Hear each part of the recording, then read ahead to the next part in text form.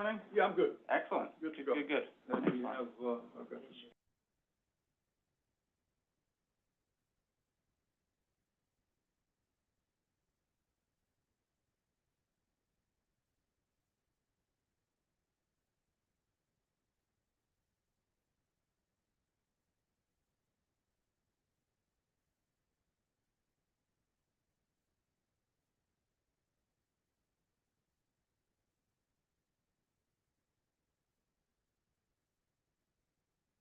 Much appreciated.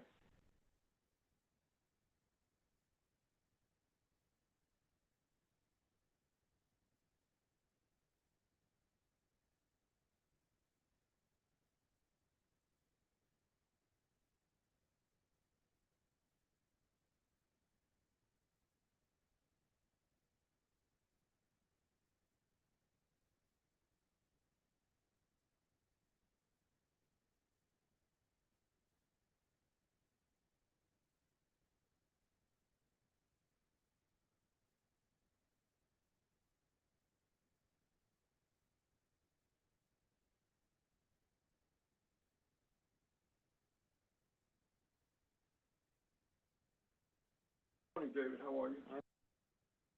Miss you as a neighbor, but I like the look. Fear not, I'll be back shortly. All right. Is that a promise? It's an assurance. There we go. We'll take that. You haven't changed the curtains or anything? Nah. Got it.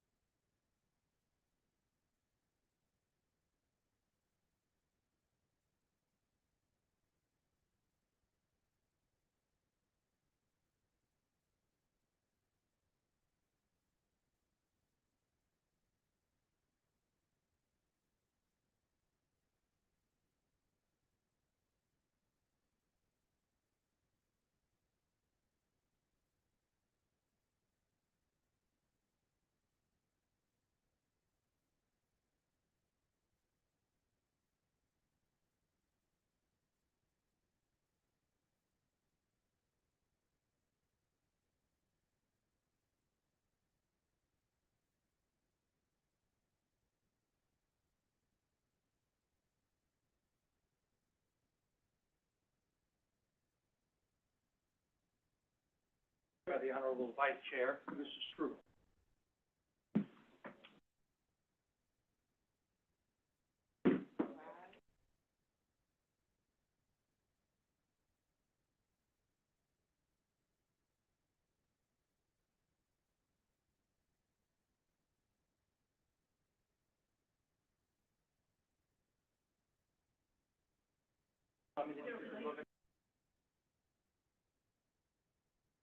Of course.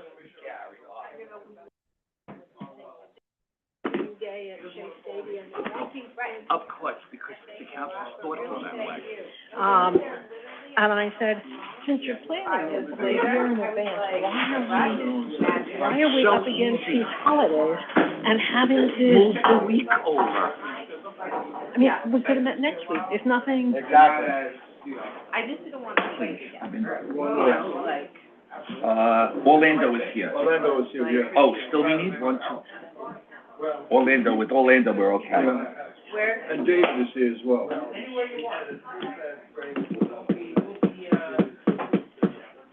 And I know Commissioner Marine is coming.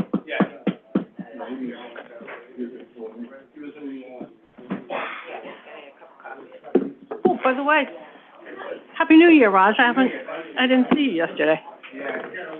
Which I couldn't get. I was stuck, I'll tell you the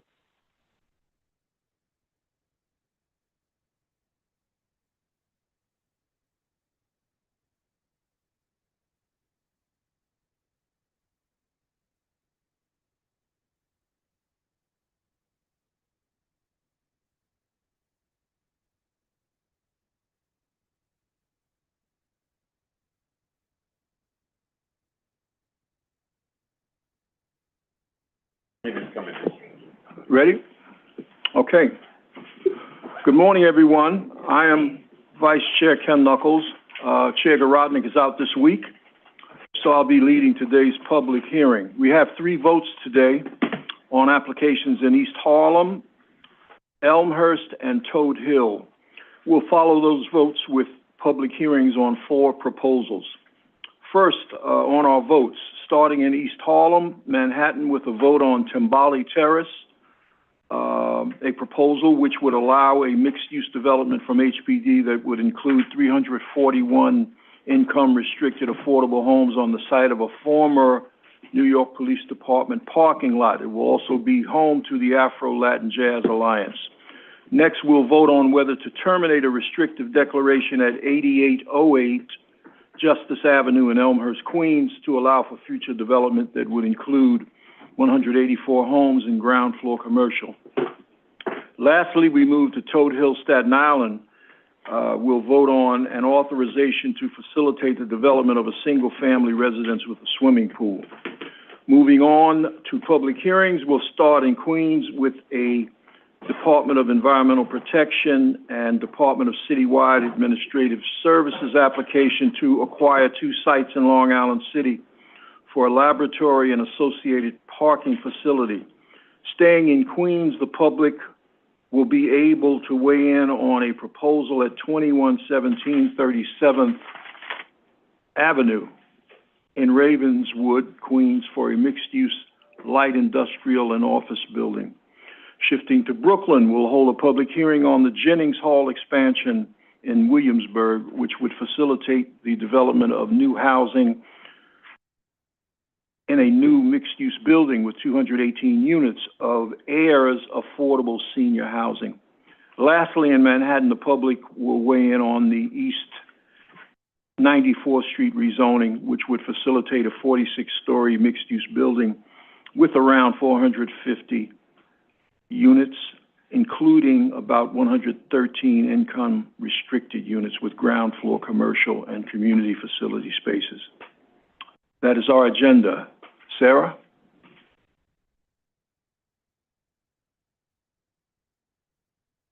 Good morning. This is City Planning Commission public meeting held remotely through the NYC Engage portal and in person in the CPC Hearing Room, 120 Broadway, Lower Concourse. Today is Wednesday, January 3rd, 2024. I will now call the roll. Chair Garodnick is absent. Vice Chair Knuckles. Here. Commissioner Benjamin. Present. Commissioner Cerullo. Here. Commissioner Crowell is absent. Commissioner Doak. Here. Commissioner Gold. Here. Commissioner Goodrich, I believe we have on Zoom. Here. Commissioner Kermani. Here. Commissioner Marin. Here. Commissioner Osorio is absent. Commissioner Ramprashad. Here. A quorum is present. The first item is the approval of the minutes of the public meeting of Wednesday, December 13th, 2023. On the minutes, all in favor? Aye. Aye. Any opposed? The minutes are approved.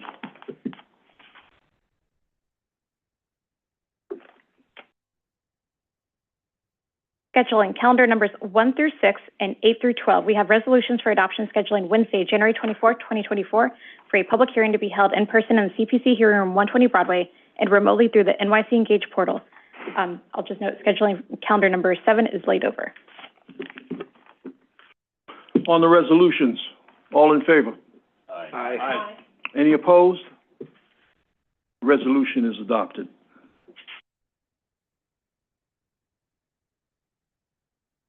Okay, the next part of the calendar is the report section on page 7.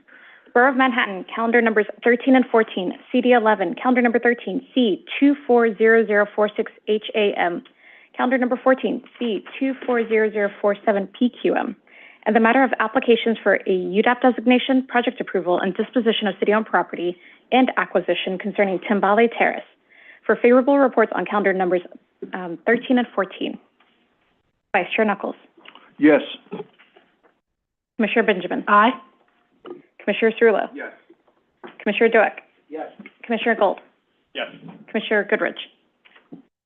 I'm voting yes, but I wanted to make a quick note that I do think that we should consider and not dismiss the fair share arguments. The comptroller released a report, I believe last month, detailing that certain neighborhoods have disproportionately more shelters and a lot of these other, I'm sorry, I should have had my morning coffee, but the long and short of it is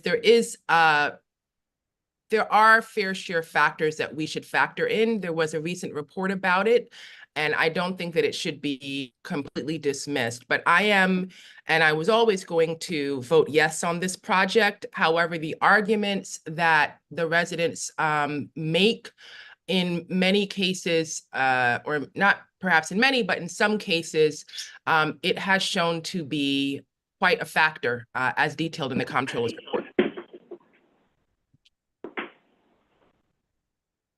Commissioner Kermani? Yes. Commissioner Meren? Yes. Commissioner Ramprashad? Yes.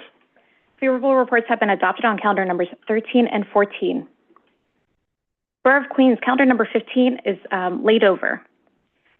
Borough of Staten Island, calendar number 16, CD2, N240025ZAR, in the matter of an application for the grant of an authorization concerning 91 and 95 Weston Tree Road. For the adoption of calendar number 16, Vice Chair Knuckles. Yes. Commissioner Benjamin. Aye. Commissioner Cerullo. Yes. Commissioner Duick. Yes. Commissioner Galt. Yes. Commissioner Goodrich. Yes. Commissioner Kermani. Yes. Commissioner Meren. Yes. Commissioner Ramprashad. Yes. Calendar number 16 has been adopted. The next part of the calendar is the public hearing section on page 9. Okay, we will hear from an applicant team for 10 minutes, consisting of Sue Ellen Dennis, Christopher of DEP, Christopher Campbell of Hazen and Sawyer, Terrell Esterson, also of DEP, Robert Oliveri of DEP, Thomas Morandi of DCAS, and Carrie Lowe of DCAS. Perfect. Applicant team? Borough of Queens, calendar number 17, 2402 49th Avenue, DEP site selection and acquisition, CD2, C240068PCQ. Public hearing in the matter of an application for site selection and an acquisition concerning 2402 49th Avenue.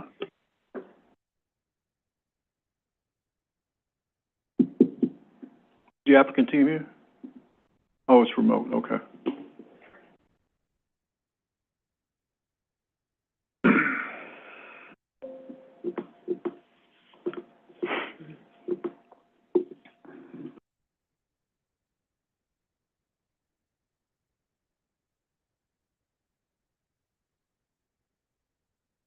Hello, can you hear me? Yes. Wonderful. Hi.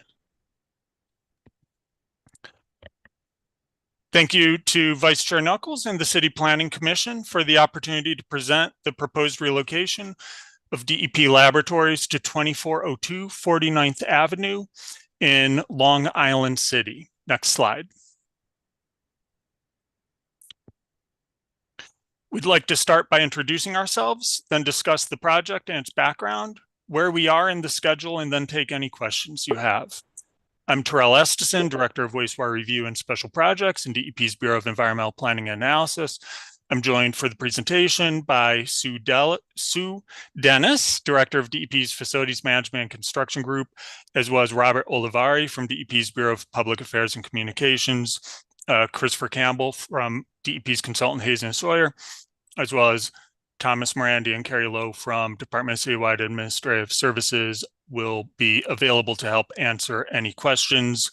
DEP is a co-applicant on the project with DCAS, and we want to thank them as well as the Department of City Planning for their help with this application.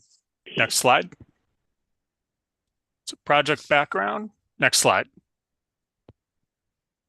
We want to begin by saying that it's DEP's mission to enrich the environment and protect public health for all New Yorkers by providing high-quality drinking water, managing wastewater and stormwater, and reducing air, noise, and hazardous materials pollution.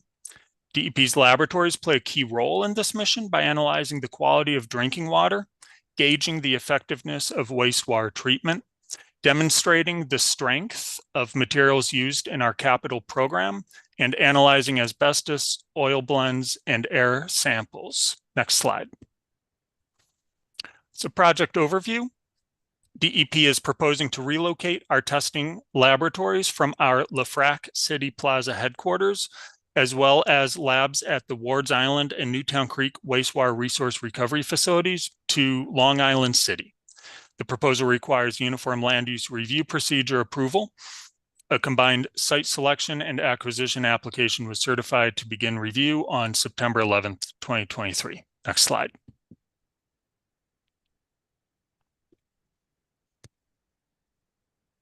Next slide. Thanks.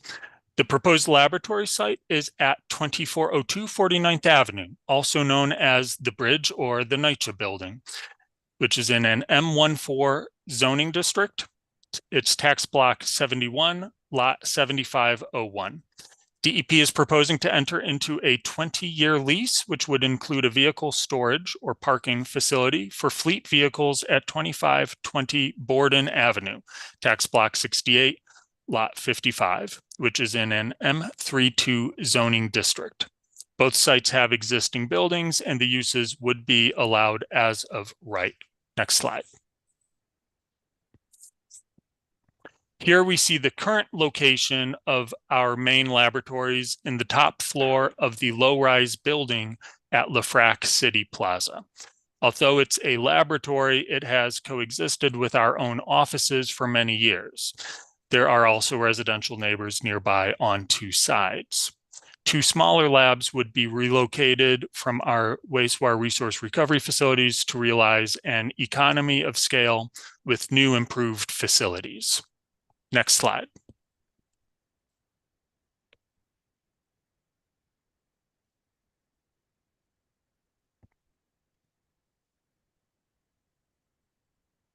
Next slide.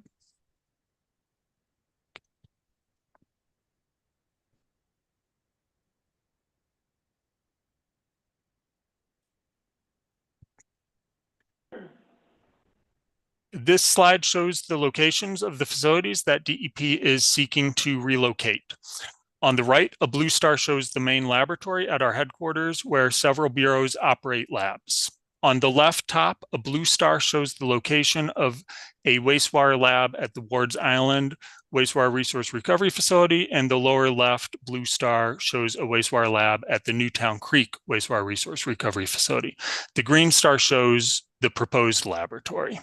Here we'd like to answer a question from former Commissioner Bozorg from the September review session regarding the reuse of existing labs. The main lab is part of the DEP LaFrac lease, and we'd keep and reuse the space for office use. At Wards Island, the existing lab is in trailers, which are beyond their useful life and would likely be disposed of. And the Newtown Creek site has more than one lab, so the space would still be used as a lab, just less crowded. Next slide. The proposed laboratory would support functions of 4 of DEP's bureaus. The Bureau of Water Supply, which does drinking water quality testing. Bureau of Wastewater Treatment, which analyzes influent and effluent samples at wastewater treatment facilities. The Bureau of Environmental Compliance, which does air quality and asbestos testing. And the Bureau of Engineering, Design, and Construction, which conducts materials testing for construction projects. The existing lab space can no longer support operations well due to insufficient space, lack of storage space for supplies, insufficient electrical power, and aging building infrastructure. Next slide.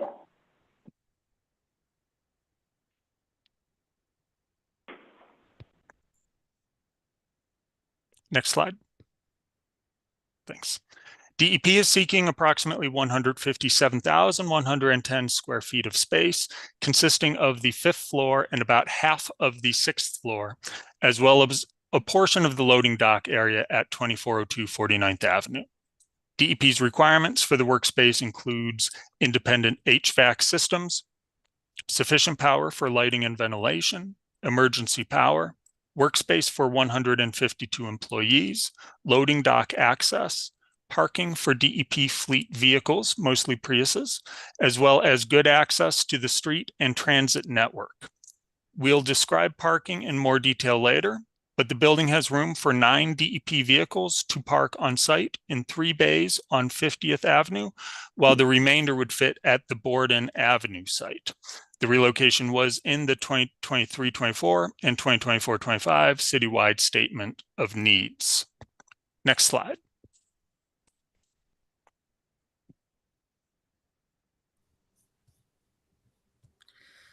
Here are some pictures to give you a sense of our labs and the site.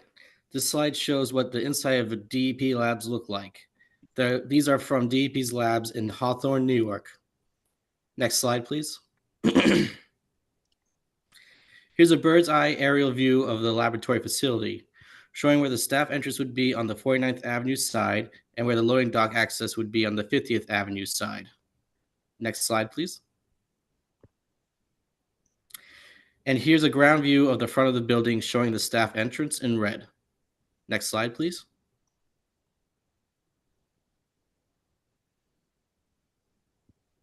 Next slide, please.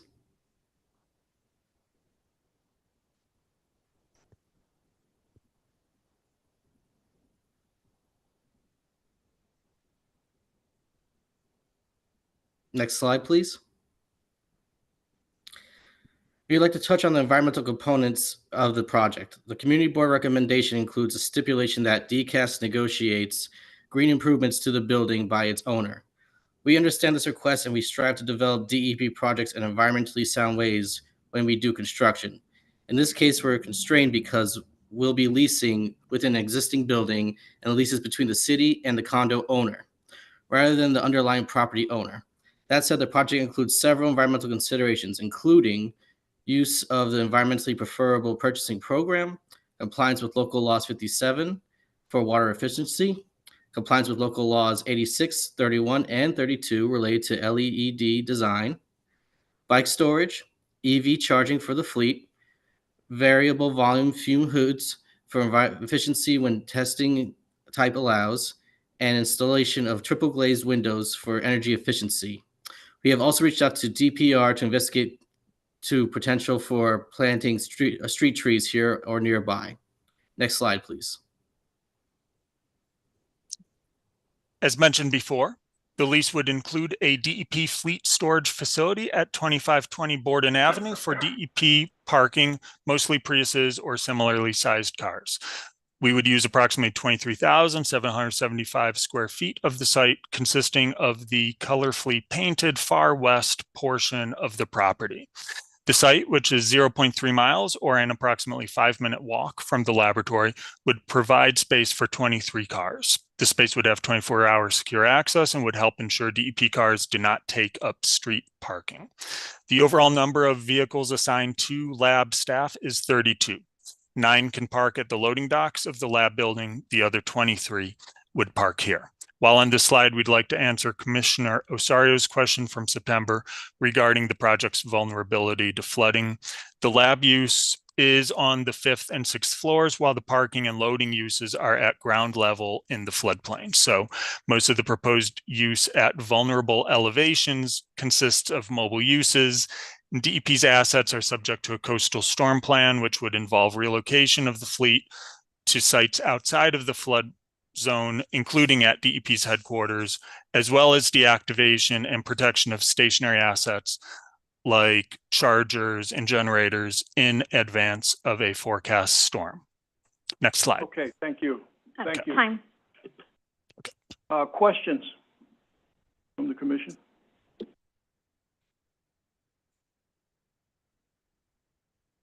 I don't see any. So we should move to speakers, right? Do we have any speakers? We do.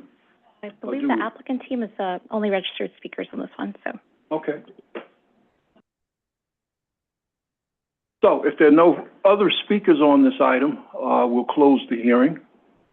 And thank you for your presentation. Thank you.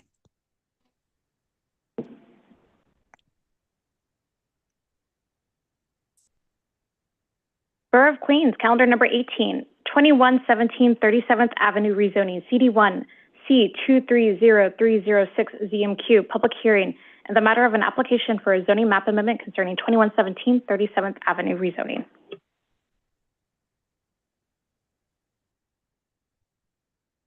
Okay, our first speaker will be Richard Lobel, followed by Yaron Rosenthal, and then Elon Rosenthal.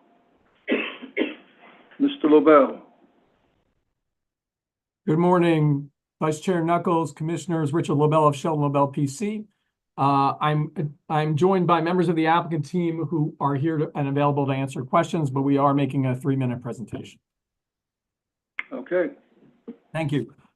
So this is the 2117 37th Avenue rezoning. Next slide. With regards to a description of the rezoning, we are proposing a rezoning of an existing M11 zoning district to an M15 zoning district.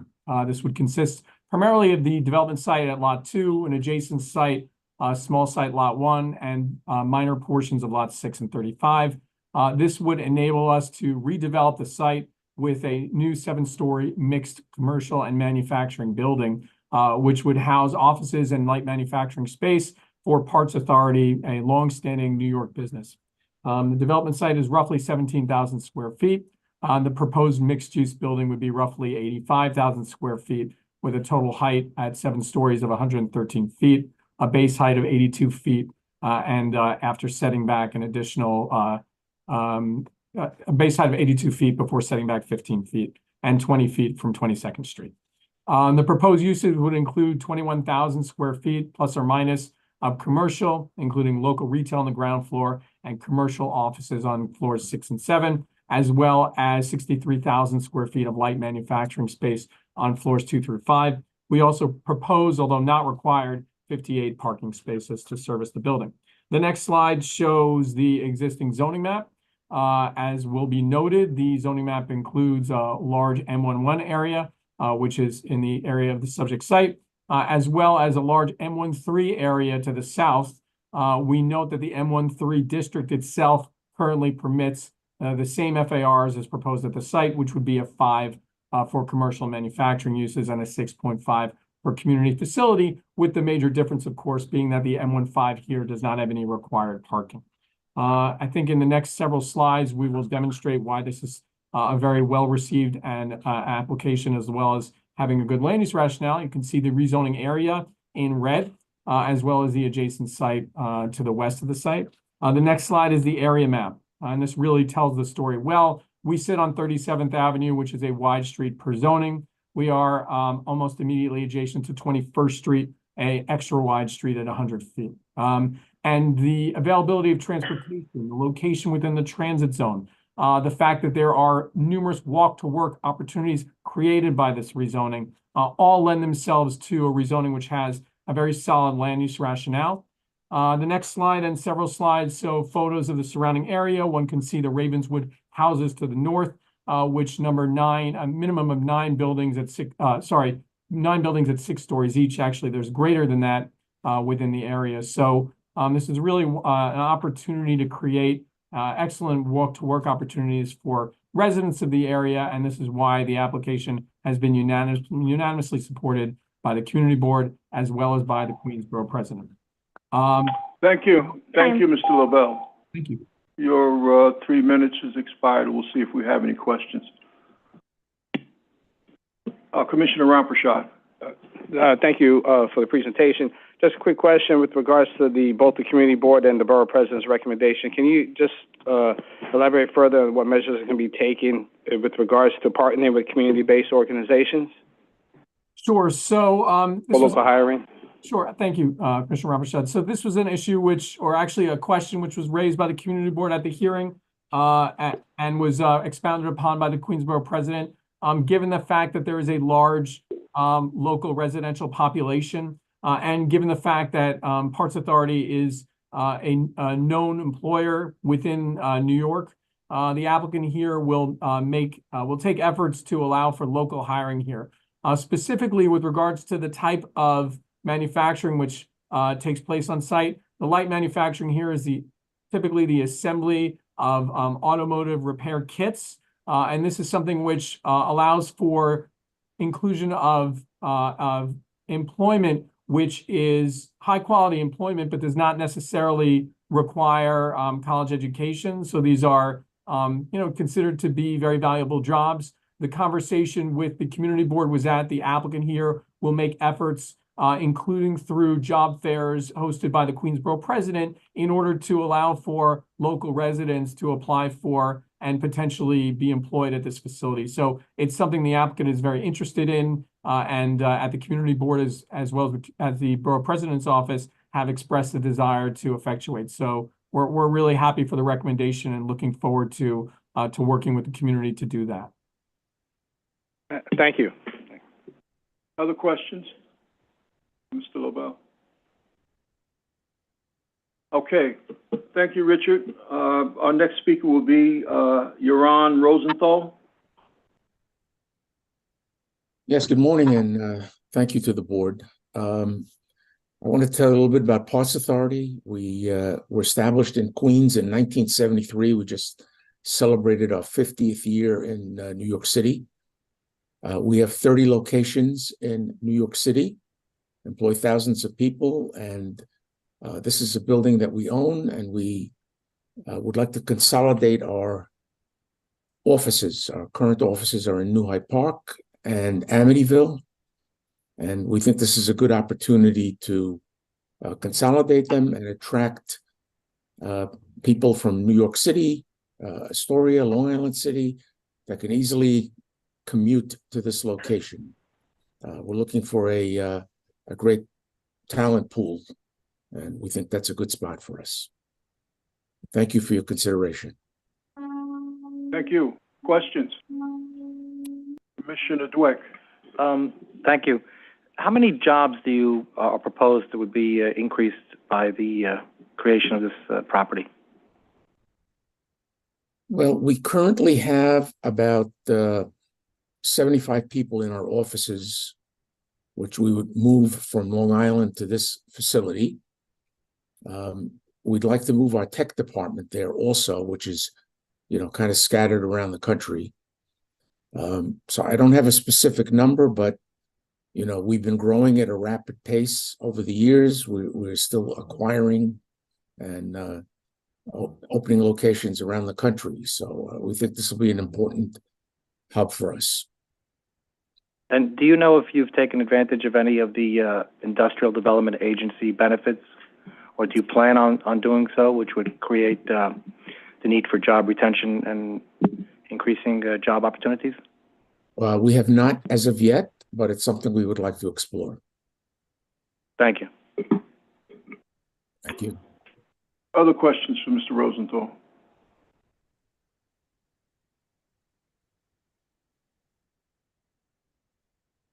Okay. Mr. Rosenthal, are you still there? Yes, he's out. Is he? Okay. All right. I'm his son. If you have other questions. Yeah, I did. Well, you are next up to testify. Do you want to make some remarks? I can defer until you make your remarks.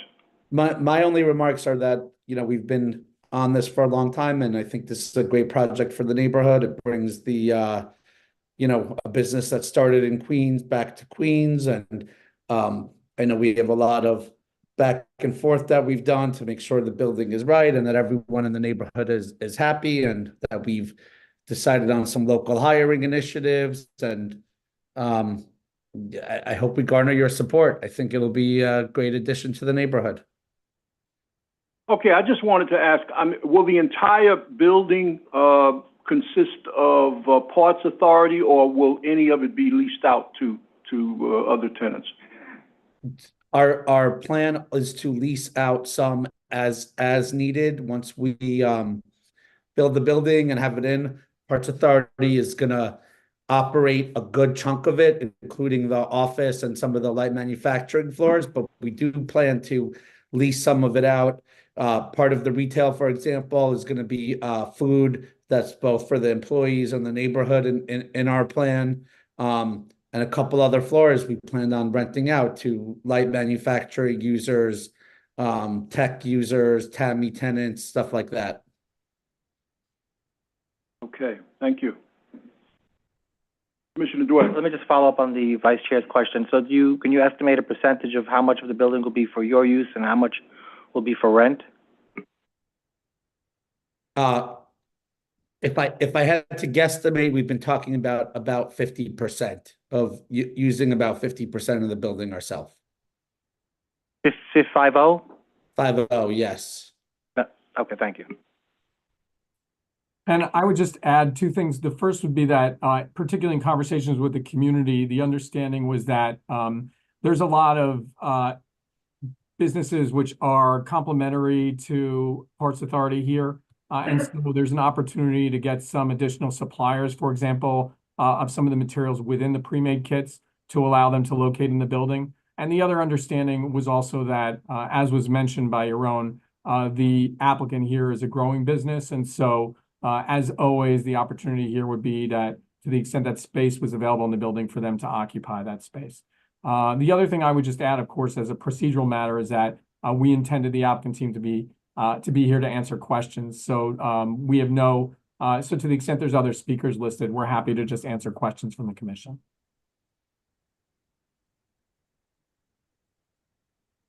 So these other speakers that we have listed, are they going to speak or not? No, the intention would be that they not speak and merely are available to answer questions. Okay.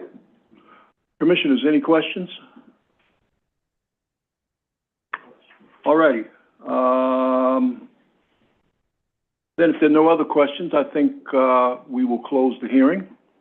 Thank you very much for your presentation, and we'll proceed. Thank you. Thank you.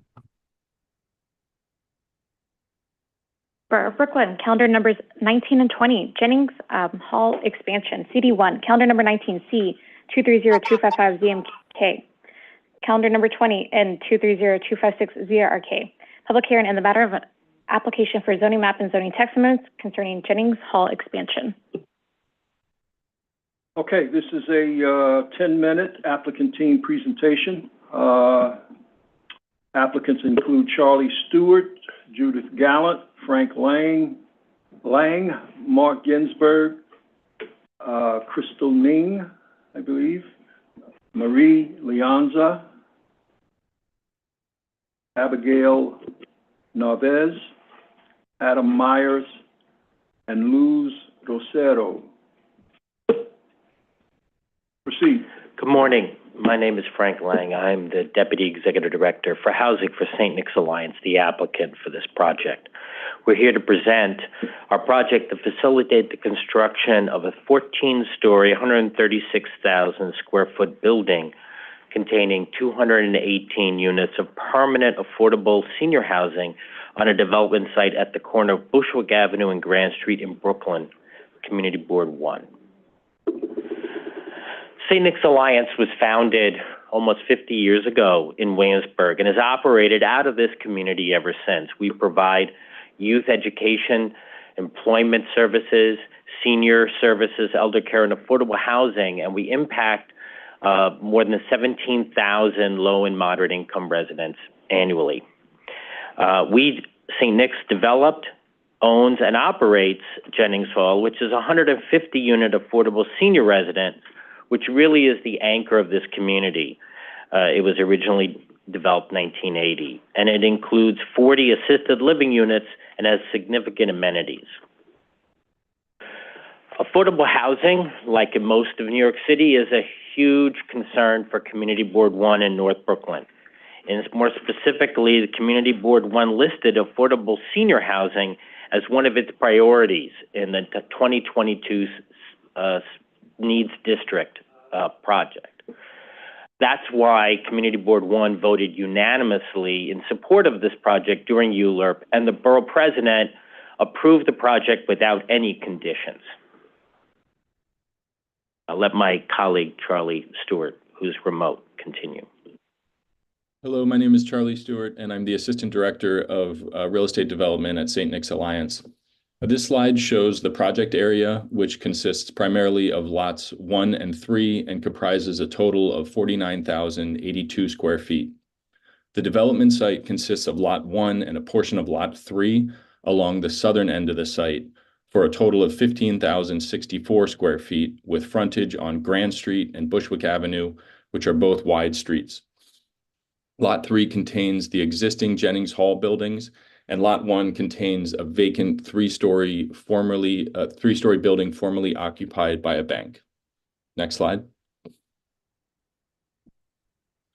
The project area is located in East Williamsburg. The surrounding area is predominantly residential, but is characterized by a wide variety of land uses, including 1 to 2 story residential, taller multifamily buildings, mixed residential and commercial buildings, low-rise industrial and manufacturing, public facilities and institutions, including the Grand Street Campus High School, which is located across the street from Lot 1, as well as 2 community gardens. Next slide. St. Nick's plans to demolish the bank building and build a new 218-unit, 14-story affordable senior housing residence on the south end of the site, which would operate as a third wing of Jennings Hall. At completion, all of the buildings will be connected and will function as a unified campus, with both existing and new senior residents having access to all of the amenities spread across the site. Next slide. The new building would include deeply affordable housing for seniors, energy efficiency features, 5,000 square feet of ground floor commercial space, and new amenities which will be accessible to all campus residents.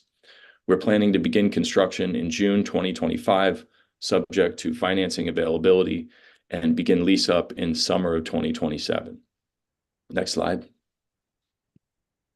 We're proposing 3 zoning map amendments and 1 text amendment. The basic intent is to change the zoning designations, but leave the map boundaries and the C24 commercial overlay intact. So here we're proposing to change the R7A designations with a 4.6 FAR to R7X with a 6 FAR, and change the R6B designations with a 2.2 FAR along Powers Street to R7A with a 4.6 FAR.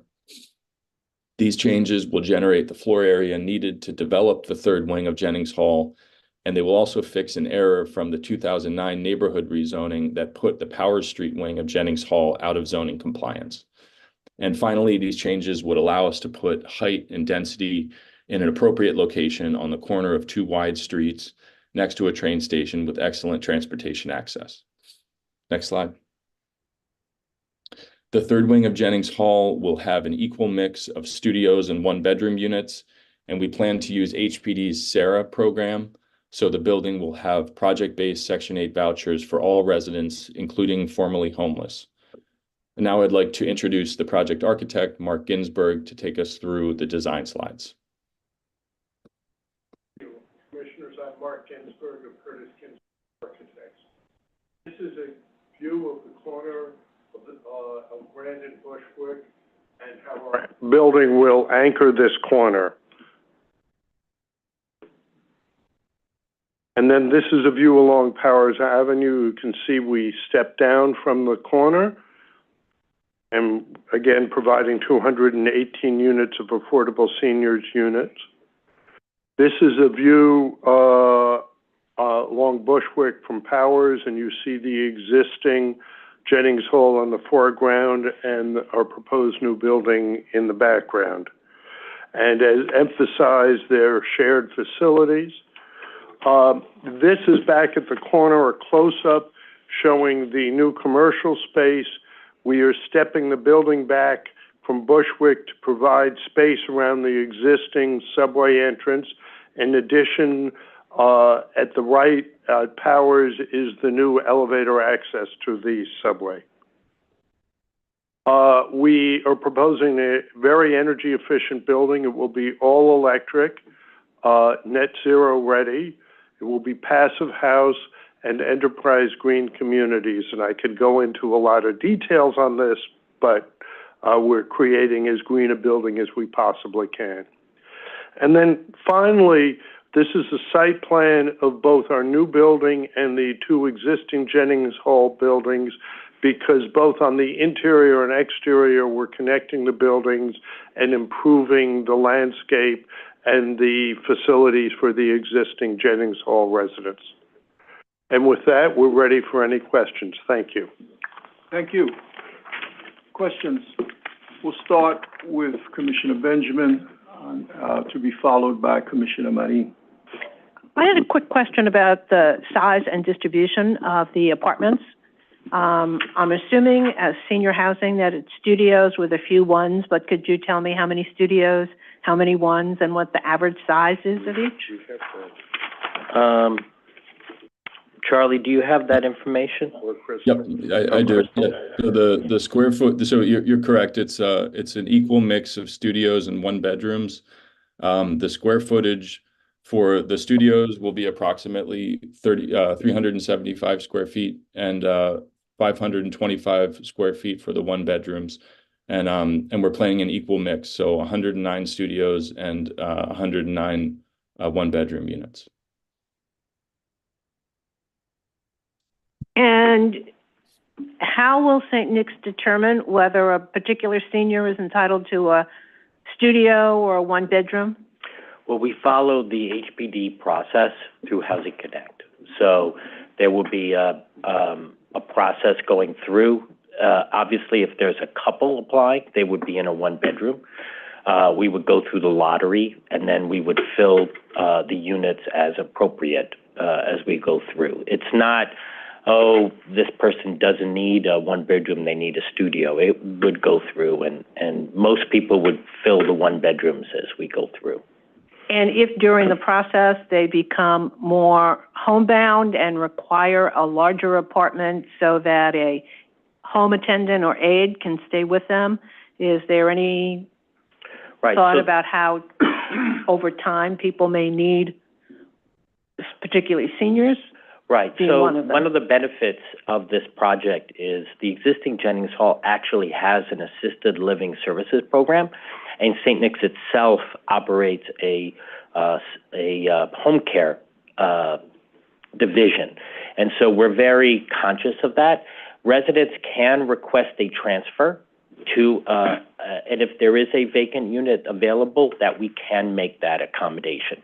We also design the units so that there is a space for a day bed, if you would call it, so that there are units that, even though they might be studios, have that accommodation and ability. In addition to the bed for the resident? Correct, absolutely. It's kind of to the side. They're not just no, they're not. a day bed. It's not pull out the sofa, you have to sleep on the sofa. It's an area that can be screened and a attendant could be staying at if there was. And are there other special features for the seniors to make sure that they can continue to live as independently? Sure. Well, all the units are handicapped adaptable or accessible. We have the ability to make that accommodation going through. The fact that we have these services and the fact that Jennings Hall and the new building will have ample community rooms and support mechanisms, so they have substantial laundry facilities, substantial activity spaces, so that they can be independent. And we provide resident services in the building to residents, so we can connect them with benefits, we can connect them with other needs. So there are on-site social workers or Absolutely. others who can help them, and is there an on-site cafe, restaurant, or someplace? I'm assuming there's no congregate eating facility, but is there a... Actually, because of the assisted living services program, the Jennings Hall dining hall is available, and residents can pay an extra amount if they want to have a meal separate. A meal contract. That's correct. We also, work with Riseboro Community Partners, one of the local providers that does Meals on Wheels for most of the area in North Brooklyn. And I'd just like to add a small detail, but in the corridors, there'll be a railing because we want to encourage people to get out of their apartments, and that makes it easier for them if they have in their walk to the elevator.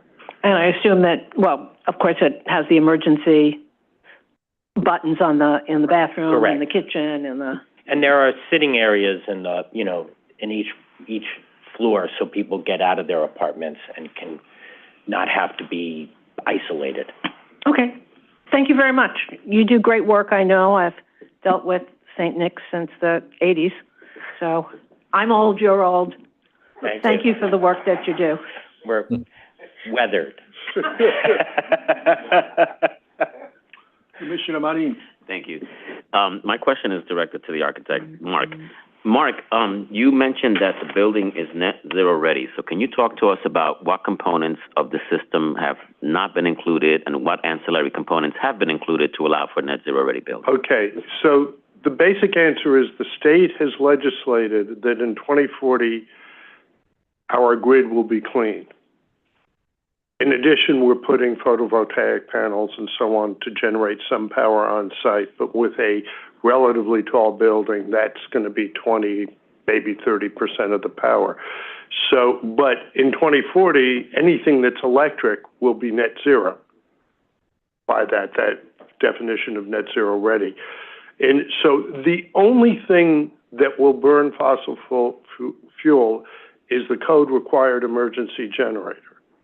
So, and this is an exception in the city's laws of requiring all electric buildings, because right now we've looked at batteries and there's no good way to do batteries for the emergency power. Plus the fire department has issues with them. But in addition, once you have the emergency generator, the photovoltaic that we have will provide additional power. So we will, but that is the only thing that is non-electric, and hence we'll, but by definition, everything else is electric. We're going to, as efficient as possible to lower the load, and then by 2040, we'll be net zero. So we're basically talking about a definition. So your building right now could be considered net zero, except for the fact that the electrification factor doesn't come into a later date, or can you elaborate on that? And this may be more detail. Right now, our grid is about 20% clean. With the two major state projects that are happening by, I think it's 2028, we will be 60% clean. Understood. And then the requirement in the state legislation is by 2040 that the grid is totally clean. So if the grid was clean now, we'd be net zero. Understood. But given that, and given just the nature that of a tall building, once you go above 2 or 3 stories, there's no way with on-site generation, unless you have big open fields to put in panels, to generate all the power and store it on site. Understood. I appreciate it. You did get to the crux of my question. Glad to hear it. Other questions? Commissioner Gold. Hi, just 2 quick ones. One is, can you go back? Can you speak a little bit about the affordability for the seniors? You know, how we're thinking about that. Sure. So the program that we're anticipating is the city's SARA program, senior program, which effectively provides a Section 8 commitment to the property, so that no resident household would pay more than 30% of their income toward rent.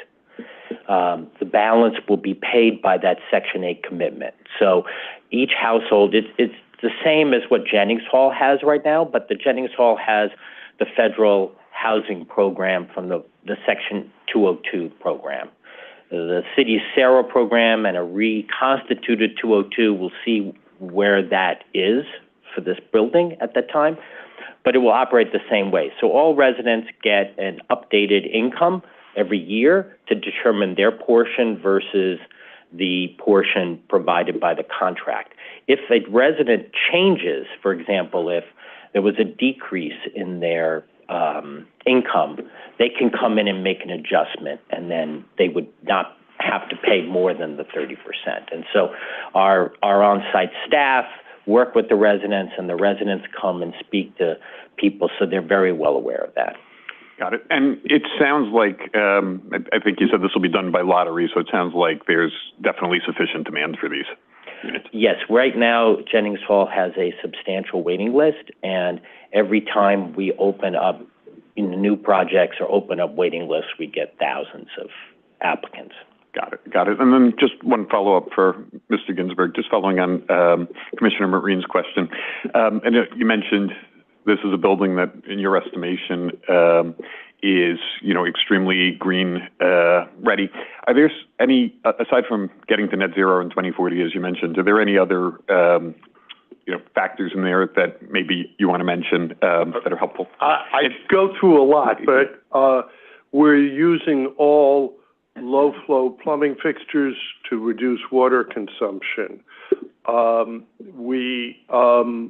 By being passive house, the building will be highly insulated and also, as importantly, a very tight air vapor barrier.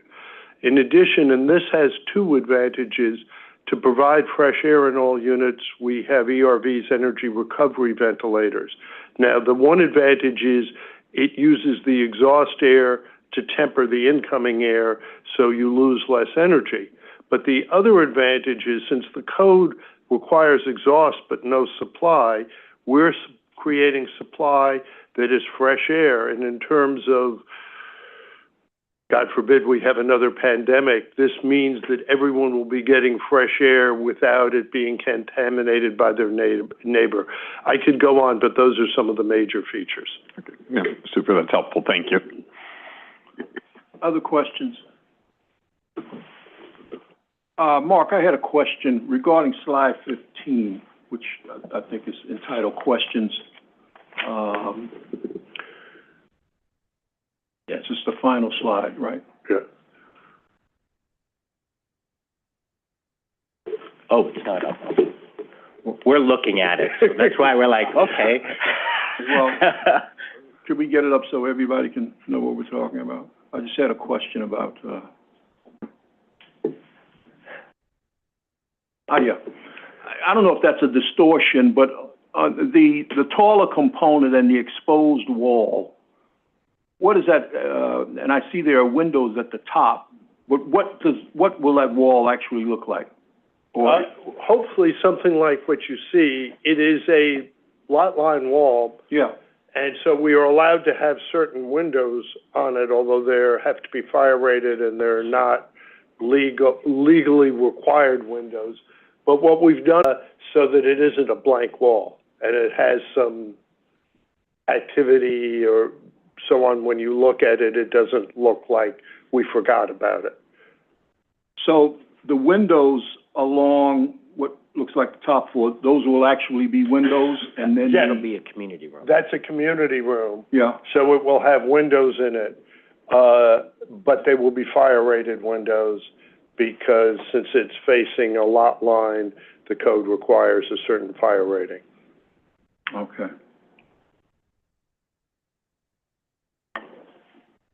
Mark, out of curiosity, what is the material in blue? It looks like a corrugated metal. Is that It's correct? a metal panel. Yeah, we're doing a Standing combination of panels and bricks on the facade. Is it a standing seam? It looks like a little, like a light.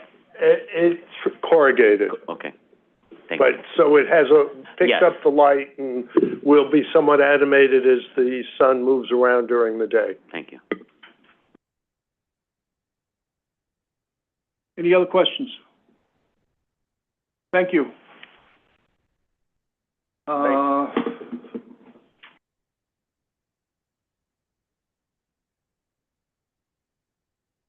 Everyone else who signed up is a public speaker.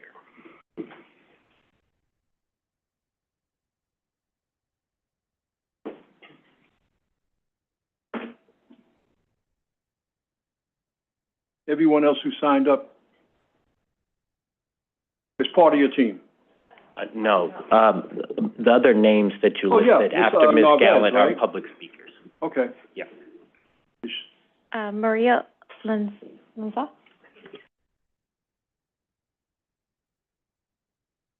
Correction, Marie.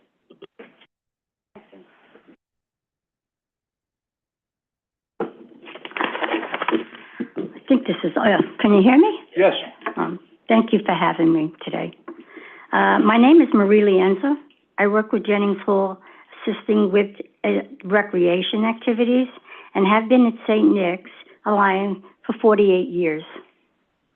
I am a lifelong resident of the neighborhood, and I'm also a member of the Community Planning Board. Number one, Jennings Hall is a vital community anchored providing housing for low-income seniors since 1980. North Brooklyn has a desperate need of more affordable housing and most seriously senior housing. The waiting lists for any seniors housing are long and people need more options. Rents keep rising and people are being driven out of the neighborhood where they have grown up. This building will be a great resource for the community and the residents of Jennings Hall. It will have more community spaces and add a commercial space on the corner. The community board voted unanimously in support of the rezoning because they felt it was a needed project and would be great value to Williamsburg. As a person who lives in this area for a long time, 81 years, we really need senior housing because people are being driven, rents are getting very high. So thank you very much, and I hope you support it. Thank you. Thank you, Ms. Leonza. Let me see if you have any questions. Sure. Thank you for your testimony. Thank you. Abigail Narvez.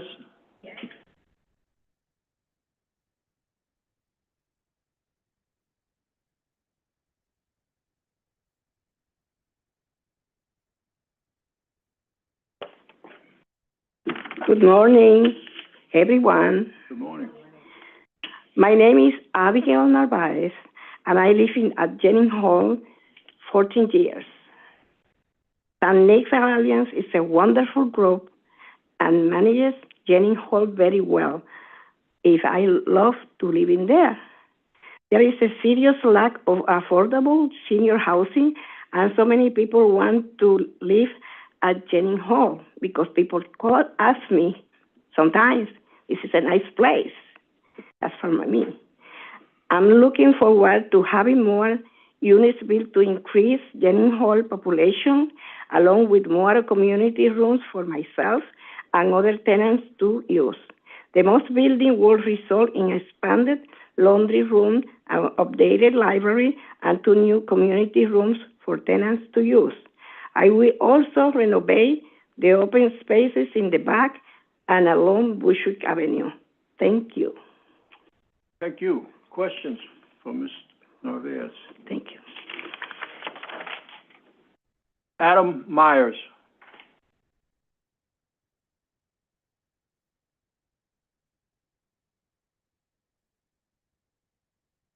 Good morning, Vice Chair and Commissioners. My name is Adam Myers. While I am testifying here in my personal capacity, I work as Director of Litigation with Communities Resist, which is a legal services organization for low-income tenants, tenant associations, and community groups. We have our offices in south side of Williamsburg, not far from the Jennings Hall site. I'm also a member of Community Board 1 and its land use and housing committees. In the past, while advocating for various community groups, I've submitted testimony to this body largely in opposition to projects based on community concern. Here, I testify in enthusiastic support for this project. The developer, St. Nick's Alliance, is a long-time community pillar in Williamsburg. Their services include the provision of affordable housing, housing counseling services. They include workforce development and childcare and education, and just all manner of other community services. And they've been great partners to other community groups in the area. They house, or one of their facilities houses our community board meetings, and my legal services work has, been in partnership with them for a long, long time. In the process of proposing this application, they have really gone above and beyond in terms of their community engagement efforts. They have just actively reached out to community stakeholders, including the community board, but also other groups, making sure that everyone who needed to know had information on this project and could sort of come to a sensible conclusion about whether to support. And then finally, the project itself is going to really be a boon for the community. you guys know the situation that we're seeing in New York as far as housing scarcity and rents rising. This is going to add 220 new units for seniors. They're all going to be affordable. It's going to increase the total number of units on the site to 370 units. These are desperately needed. As you've heard, the building is going to comply with passive house standards. It's going to have rooftop solar and a green roof, and so really try to contribute environmentally as well. And so that's all I have to say. I hope you guys approve the project. Thank you, Mr. Myers. Questions? Thank you. Luz Rosero.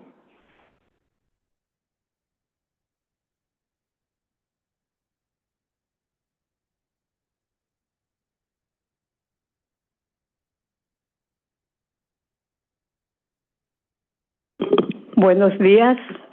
Mi nombre es Luz Rosero. Soy residente de la comunidad de Williams de Brooklyn. También soy la presidenta de la Organización de Vecinos Unidos, 1. Estoy aquí para testificar a favor de San Nick's Alliance su plan de expandir Jenny Hall.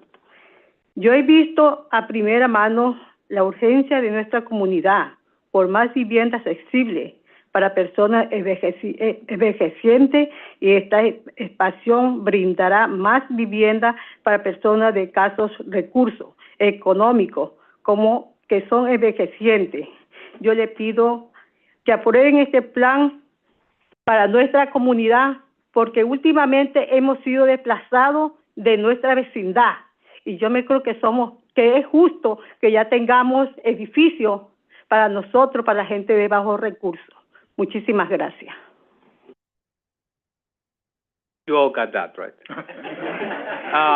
I'm here to translate. Good morning. My name is Luz Rosero. I'm a community member and a resident of Williamsburg, Brooklyn, and I'm also the president of the organization United Neighbors Organization, a tenant-led organization that fights against displacement in North Brooklyn. I'm here today testifying in favor of St. Nick's Alliance application to expand Jennings Hall. She has seen at first hand the urgency in the community for more affordable housing, especially for seniors. And this expansion will create more opportunities for community members, especially seniors with low, moderate income and fixed income, to have a safe, affordable housing to live. She also indicated experience about members of the organization being displaced on a daily basis from the community because they cannot afford anymore. And this is a great opportunity. We are long overdue for more affordable housing for seniors. And she's asking for your approval to this project. Thank you so much. Thank you, sir. Thank you, Ms. Rosero. Thank you. Any questions? Thank you. Thank you. Gracias. Are there any other speakers? All righty. Then the hearing is closed. Thank you for your presentation today. Borough of Manhattan, calendar numbers 21 and 22, East 94th Street rezoning, CD8. Calendar number 21, C230241 ZMM. Calendar number 21, N230242 ZRM. Public hearing in the matter of applications for a zoning map and zoning text amendments concerning East 94th Street rezoning.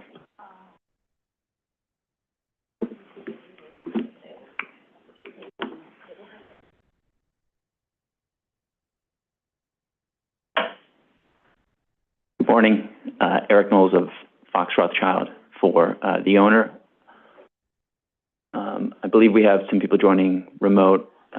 Jerry Johnson, my colleague, he will start the presentation, and then I will take it from there.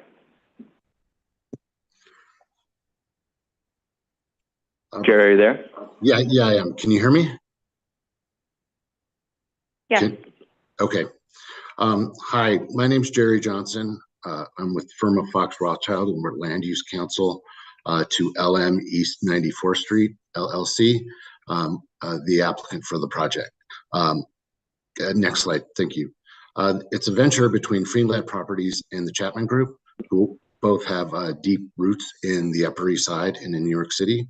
And with the proposed rezoning, if it's approved, it'll facilitate a development of a new mixed-use building, roughly 385,000 square feet of floor area, 46 stories, with 452 apartments, 25%, or about 113 will be permanently affordable via MIH option 1. Next slide. The area in question is in the center of the radius. It's currently an M14 zoning district, which does not permit residential use. And as you can see from the uses surrounding the site, residential and mixed uses are the predominant use in the area. So we believe that the proposed mixed-use zoning district is appropriate from a land use perspective. We also think the building form in this location in the Upper East Side is also an appropriate use, and I'll get to that in a minute. Appropriate building form, and I'll get to that in a minute. The site itself consists of the rezoning area consists of 6 properties. Going from west to east, there's a 5-story commercial building, a 4-story community facility building, and a 5-story walk-up residential building. Those buildings are going to remain and provide air rights to the development site, which is to the east of and there are 3 properties there. One is a vacant 5-story apartment building, which was purchased by our clients vacant, and then 2 garage buildings that house approximately 370 cars and some auto repair facilities. Those will be demolished and will house the new building. Next slide.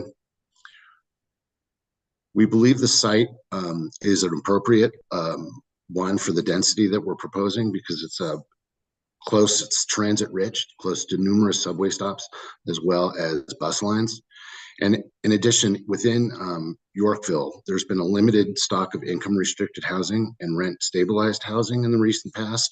And this has led to increased cost of rental housing in Yorkville that exceeds citywide averages. And we believe that this development will help alleviate the housing crisis and the affordable housing crisis as well. Next. So the area we're talking about it's 90th Street on the left side, 97th Street on the right side. And you can see the predominant building form in the area is towers, including in the mid-block. Our site, the rezoning area, is outlined in yellow. The development site is outlined in red. And as you can see, the half of the site will be permanently reserved for open space adjacent to the building, maintaining that open area for all of the surrounding buildings in perpetuity. Next slide. This is another image that just shows the location of all the towers within the mid-block. And I'd like to note that number 17 up above on 96th and 2nd, it was approved, but it has not been built. Next slide. So this is a site, this is looking north from the south part of the Rupert Brewery urban renewal area towards our project, with the project superimposed within the area. And again, just to summarize, we believe that the use and the building form is appropriate in this area. It's a transit-oriented area, mixed-use development, and there's also, the severe housing shortage, to which we will be adding affordable units on the Upper East Side. Now I'm going to turn it over to Eric Knowles to continue the presentation. Thanks, Jerry. So just to move on, the development will contain a mix of studios, 1-bedrooms, 2-bedrooms, and 3-bedroom apartments. The percentage of each hasn't been solidified yet. We're still in the early design process, but it will be market rate units. The mix will be proportionate to the affordable units, as well as distributed throughout the building, both market rate and affordable, in compliance with MIH. The ground floor and cellar uses are proposed to be retail and/or community facility. We're in the early stages of talking to tenants, but we don't have anybody yet. But we're open to talking to anybody interested in the project. It'll result in a new streetscape, street trees, eliminate the existing garages and their curb cuts. And the applicant is also considering green initiatives such as a green roof, vegetated planters, and underground detention for stormwater retention. And this is just going back to what Jerry was showing and discussing on prior slides. The area shaded kind of to the west, to the left, this is just looking at the building north. That's going to be open space as part of the development. In addition to transferring floor area, there will be light and air easements granted over those existing buildings, which are about 60 feet tall. So everything above that will be open and unobstructed in perpetuity, which is kind of consistent with the development in the area of a tower adjacent to lower 4- and 5-story buildings. Here's just an illustrative ground floor plan, a retail and community facility around the residential lobby. And you can see it on the sidewalk, new street trees, the removal of the curb cuts, which we think will enhance the pedestrian experience on East 94th Street. Here's a section and south elevation of the building. You can see the East 94th Street slopes west to east down to 2nd Avenue, and so the base heights are different heights to be consistent with that slope. And then just to recap what the actions are, the first being a zoning map change from an M14, which we think is a vestige of the old kind of manufacturing uses here that aren't really consistent with what's there today, to a C28 and a C46. The C46 will be brought north from the area in between 2nd and 3rd Avenue and East 90th Street, and the C28 would be brought west from 2nd Avenue. The reason for the two districts, the C46 would be mapped over the air rights parcels. That's because it has a higher commercial FAR, that's to ensure bulk compliance for the existing buildings to remain. The C28 would be mapped over the development site. That has a lower commercial FAR, so it reduces the ability to build a commercial tower, which we understand was a position of the community. But they do both have matching maximum residential FARs to allow for the floor area transfer. The second being the text amendment to map the area MIH option 1, 25% of the floor area at an average of 60% AMI, about 113 permanently affordable residential units. And then finally, a joint certification, which I believe is either before you or will be before you shortly, that a transit easement volume is not required on the development site. We've had correspondence with the MTA, and they've confirmed that because the 2nd Avenue subway stations have been fully built out, there's one just to the east on 2nd Avenue and 94th Street, the volume won't be required on the development site. And we have David West here, as well as Jerry and I, to answer any questions.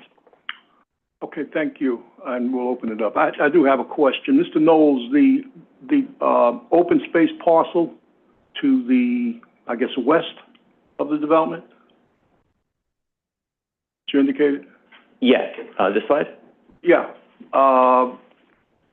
That's going to be open to the public. So it's not, when we were talking about open space, we're talking about above the buildings, right? There'll be no construction above these buildings. So at the, I think it's 61 feet above that, because of the transfer of air rights to the new building and the light and air easements that are being granted in favor of the new building, right, nothing will be constructed over these three buildings. Ah. So it's a, I think as Jerry mentioned, it's a 5-story commercial office building, a 4-story commercial community facility, gym that's accessory to a school, and a 5-story residential building. So those will remain. All right, so it's the open space above the pre-existing buildings. Yes. All right. Commissioner Benjamin, Commissioner Gold, Commissioner Marin. Since this is a rezoning, there's no commitment to building this exact building. So what else could you build? There's no commitment in zoning to not building a bulkier building over more of the lots that you own. Would the building look different, or would it be shorter? How could the rezoning be differently used, the FAR? So the district that would be mapped over the development site is a C28. So the maximum is 2.0 for commercial, and 12.0 for residential with the MIH. The building, and we've explored it. It could get shorter and bulkier. We don't think that's the best design, but it Well, You know, it's 45 not going to be stories in a mid-block is, I mean, you use the example, or Jerry used the example of building mid-block on East 96th Street, but 96th Street is a very wide street, and East 94th Street is not a very wide street. So I'm not sure those two are comparable mid-block analyses. 45 stories is significantly higher than its neighbors. This is Jerry. I just want to jump in. Hi, Jerry. Hi, Commissioner Benjamin.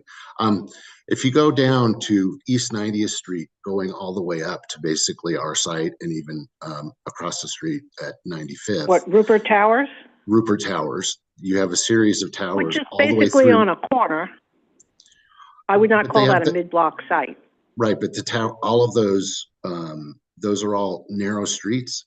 And there's also like the 205 Third East Avenue 92nd Street. is not a, I'm sorry, I don't mean to be argumentative, but Rupert Tower is at the intersection of 3rd Avenue and 90th Street. Right, Third but the Avenue towers is themselves certainly- extend into the mid-block, is our point. And those are all narrow streets as you go to the in-block and mid-block. And we do understand that there are at-grade open spaces, but we believe that the density on our location is appropriate, and we are preserving all of that open space above over about half the site in perpetuity for the surrounding to benefit all the surrounding units in the towers.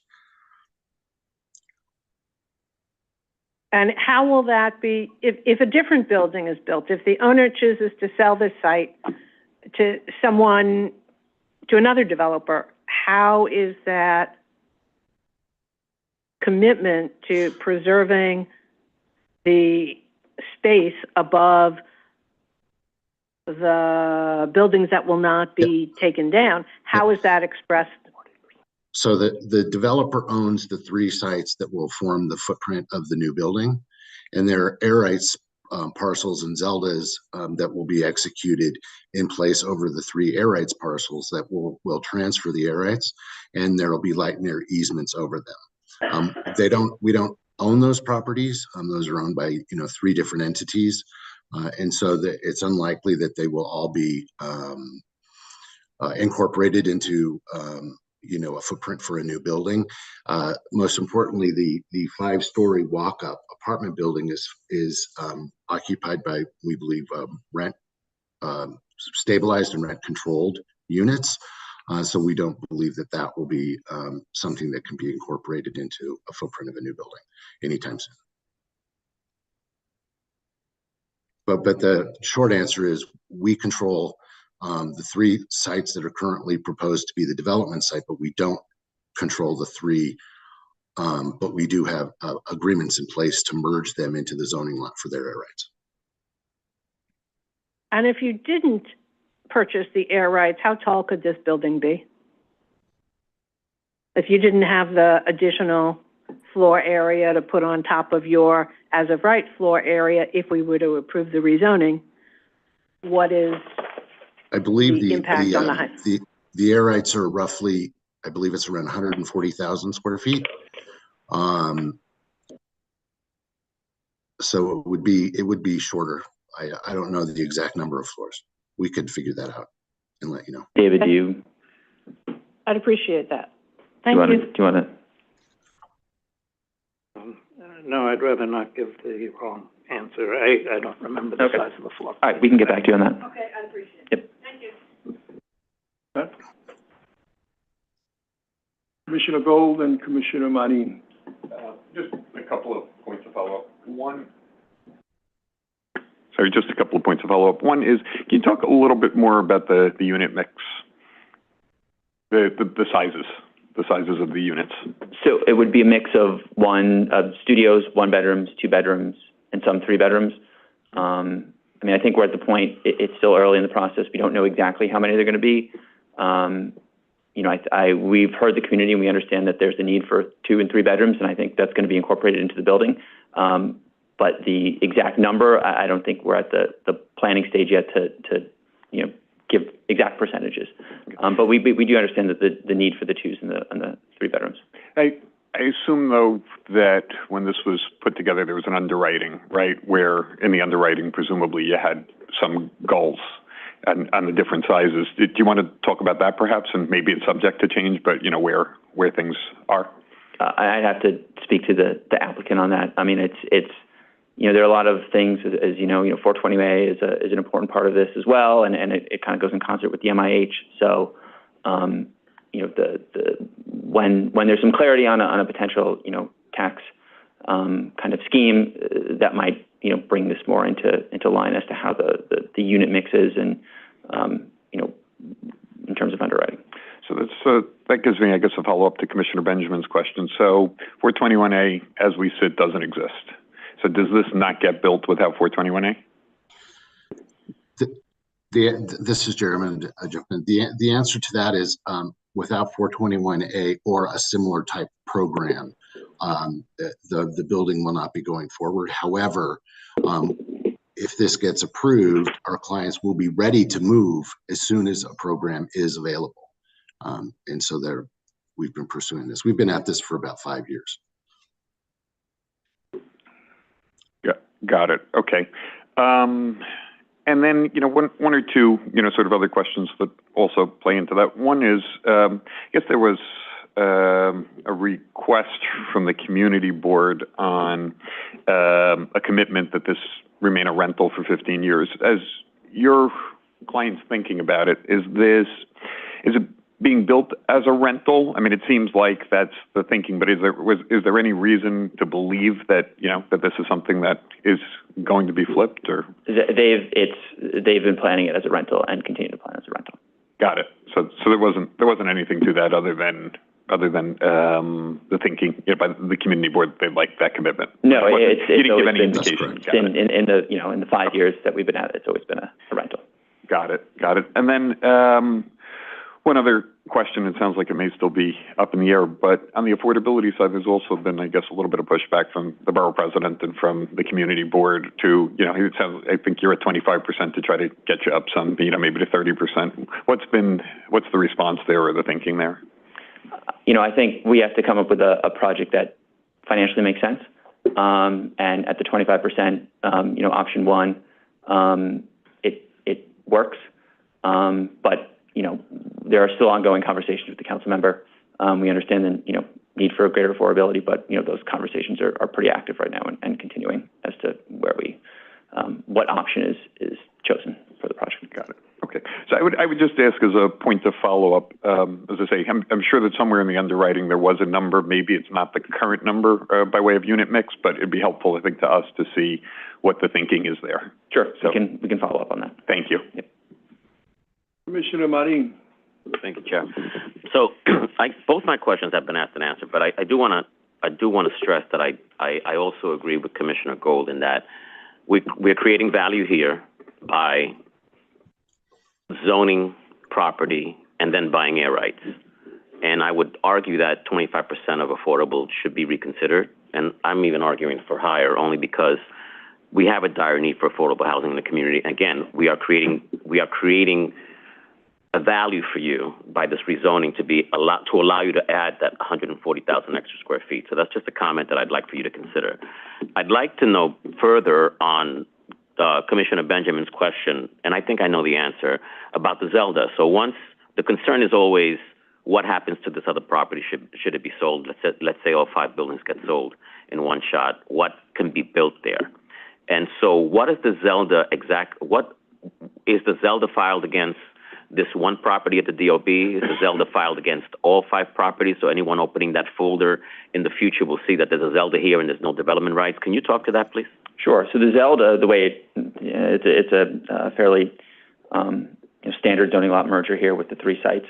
There will be a declaration of zoning lot restrictions against all 6 properties. Well, eventually it's all 6 tax lots. It'll be 4, which will memorialize that it's one single zoning lot, and then the Zelda, which is the kind of the legal document that transfers the development rights, will be recorded against the selling site and the landing site, right? So, if you were to go into the file in Acris and look at the property that's purchasing our site, you would see, in the end, likely 3 Zeldas recorded against that site, one with each of the 3 air rights parcels. And then if you go into each of the other air rights parcels, you will see that there is a Zelda recorded against each of those properties, transferring, a certain number of air rights to the development site. And so, both the buyer and the seller of those signs the Zelda, and it's recorded and indexed against each of those properties. Right, but recorded documents do not find their way to the DOB. And we have had instances where buildings have been built and there's a recorded declaration at ACRIS and DOB didn't know it and they approved the building, and then they have to come back to us for rezoning for the building to legally exist. So that's really my concern here, and I understand the filing of documents on ACRIS. I'm more worried about the DOB. So I don't know how the DOB folders are working these days and whether or not the Zeldas are recorded in the folders. Maybe Commissioner Rampashak could tell us. But that would be one concern. And then my second question to you is, are you purchasing all of the air rights for the remaining 5 lots that are there, and they will be stripped of all development opportunities? We are purchasing, So there's the site to the east, which is now 3 lots. It's a parking garage, or 2 sites, which are 2 parking garages, and 1 vacant residential building. Those buildings will be demolished, and 1 building will be constructed, and then there are 3 air rights parcels. So stop there for a moment. Sure. So the building that's being demolished, is that 221? It's to the left? To the right. So you can see, the only reason why I'm asking is because you showed on the street facade, I see it. On the street facade, to the left, you showed there are 2 residential buildings and you're mentioning 1. So I just want to be clear on which building we're talking about. So you're talking about building 245. That's right. Correct. Okay. And so are those, I'll repeat my question. So have you stripped the other 5 lots then of all their development rights by this purchase? Yes, I believe that's the case. It's 140,000 square feet of unused development rights after the rezoning occurs. Okay. Thank you. Yep. Other questions? All right, thank you. Thank you. Our next speaker is Leo Schaff.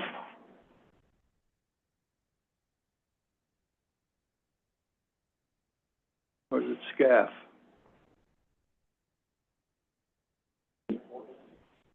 Not sure.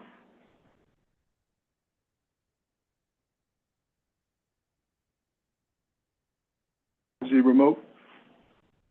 Leo, you should be able to unmute. Sorry, here I go, I think. Can you hear me? Wait a minute, we have 7, yeah. We have 7, yeah. Can you hear me? Yes, I can. Okay. Is that Mr. Schaff or Schaff? It's Schaff. Schaff. It's Schaff, yes. Yes, good morning, everyone. This has been very interesting to listen to. I just want to bring another perspective to this, if I may. Yes. Been much talk of 94th Street. I happen to live on a block that has not been mentioned in the diagrams and discussions, and that's 95th Street. And I'm speaking not only on my behalf, but on behalf of many other residents on the block and in the area, including a gentleman named Andrew Ellis, who I hope will have an opportunity to speak even more to the point than I. But I just want to make a couple of points. I've lived on 95th Street for 40 years. I've lived there before Normandy Court was there. Okay, I think this will be a tremendous, catastrophic change to the quality of life, not only to me and my neighbors on 95th Street, but to the neighborhood in general. The building, the very idea of building it in a mid-block, the idea, the logic of the presenters that that there are other buildings that have been built in the neighborhood that are so tall and so high, is light, air, all will be impacted, I think, catastrophically, frankly, and concerns about the very construction accidents themselves that could happen to the building. As for being affordable, as for affordable housing, I've worked for Goddard Riverside years ago on the west side. I'm a very firm advocate for housing, affordable housing, housing for the homeless. This is disproportionately, to my mind, a joke, especially listening to your wonderful presentation about the place in North Brooklyn. I think a project like this is inexcusable. I think that the borough president's approval of this, almost a knee-jerk approval, I was frankly quite shocked at that, without taking into consideration the objections of the community board. And I'm shocked at the community board's not taking into consideration the objections of not only I, but many others on our block who spoke out against this project. Okay. I strongly object to it. I've been a resident of the community. I work at the 92nd Street. Why now? I teach Shakespeare. I know people in the neighborhood. I'm one of many elder, I will admit to it proudly, people who are growing older in place. And I think this will be just a disaster for the community. I understand about height restrictions and all that. I'm opposed to the existence of the project altogether. I appreciated that somebody asked a question about what happens, as I understood it, if for some reason you don't get some other approval. I don't know what 421A is. I don't understand a lot of that. But if the people who bought this property don't have it or have to transfer it to somebody else, I mean, what else would happen there? They're not going to put back the garage and the low floor entities. But I just strongly urge you to consider the human considerations of place, light, air, etc., and people who've lived there. Time. Thank you, Mr. Schaff. Questions? Thank you, sir. Andrew Ellis. Andrew Ellis. We are promoting Andrew Ellis. Okay. Good morning. Are you able to hear me? We do. Good morning. Good morning. I'm also sharing my screen. Are you able to see this? Yes. Wonderful. Well, good morning, commissioners. My name is Andrew Ellis, and I'm a resident of Yorkville for 10 years. And I recognize there is a housing shortage in the city. And I'm proud to state I am pro-development and pro-affordable housing, provided that these lots are developed in a responsible way. I'm addressing you this morning to express opposition to the East 94th Street development project, and I urge the Commission to reject the applications on the following grounds. First, this would be an unprecedented building height on a mid-block secondary street. This 484-foot tall project is not characteristic of the surrounding neighborhood. This density and height would set a precedent that will adversely affect secondary street neighborhood characteristics by not providing open space. Second, we already spoke about CB8 unmitigated concerns from the November 8th vote, which was approved with several conditions. These conditions were responded to in a very limited fashion by the borough president on November 20th, and it has not been taken into account by the developer. And third, the uncertain funding of the project due to 421A lapse. The developer has stated this project is dependent on it or a similar program, and there are concerns that the rezoning would set the stage for the lot to be sold to another developer or, God forbid, be left vacant. I'm going to focus on my remaining time on the first point. I've performed an analysis of all buildings in the neighborhood 10 stories and higher and found 42 buildings, and it's clear there's no precedent for this type of proposed development, as it would be the tallest tower on any type of development lot in the neighborhood and well beyond the height precedent for secondary street and mid-block developments, which have been capped at 235 feet, such as the Trevor Day School on 95th Street and the Omni, also on 95th Street at 18 floors. The development would not include any corresponding open or green space as part of the development, as characteristic of similar projects such as the Easton, which is on a through block lot on 93rd Street. The development would also not include the 30-foot rear setback, which is typical of projects of this nature, for example, at 338 East 96th Street, which is a primary street. All other large-scale developments in the neighborhood, which developers shared in their presentation, have involved full block or partial block lots for development, such as Normandy Court, Rupert House, Knickerbocker Plaza, Yorkville Tower, and Rupert Yorkville Towers. These large urban renewal sites were developed in such a way that would ensure there would be ample open and green space for residents. This is not the case for the proposed development, as there's no other secondary street mid-block lots with tall towers. Development sites that are most closely related to the proposed projects are all corner, avenue, or primary street lots where such density is expected and appropriate. Examples include the Waterford and Plymouth Towers. Both include ample open space and are not developed lot line to lot line. In conclusion, I urge the Commission to study these data points in detail via the letter that I had sent with the supporting data points on this diagram. And I hope that you do recognize that you reach the same conclusion. It's not appropriate for this neighborhood, and reject the application. Thank you very much. Thank you, Mr. Ellis. Questions? Thank you. Our next speaker is David Chubak. David Chubak. I'm sorry, it's Jamie Chubak, who will be followed by David Chubak. Jamie Chubak.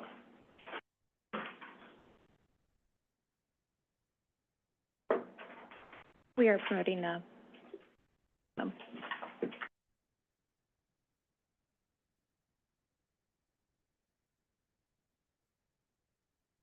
Jamie, you should be able to unmute.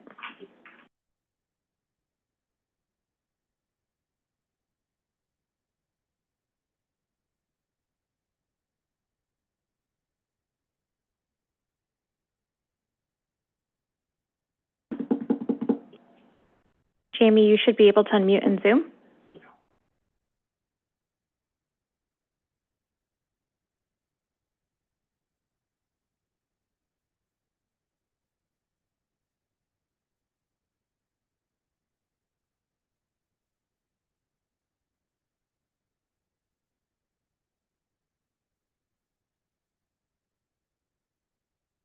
Jamie, you should be able to unmute.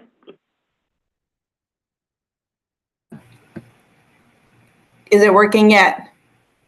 Yeah, we can hear you. Sorry about that. Sorry about that. It's not working on my end. I'm going to defer my time to my husband, but I just want you to take in mind that this is a community and this is not in line with anything of our community here. It would be detrimental to many of our living here, and they were removing parking, which is essential, and many other items that are important to our community, and not taking into account the current residents that live here. Okay. David Chubak.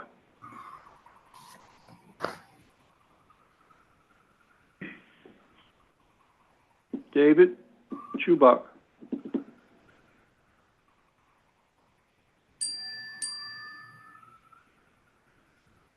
I think he's unmuted. David, it looks like you're unmuted, but we don't hear your testimony. Mr. Chubak, are you there?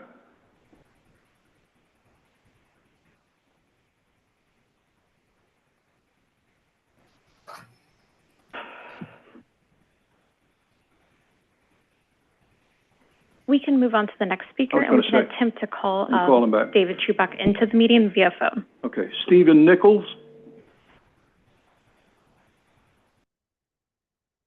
Stephen Nichols.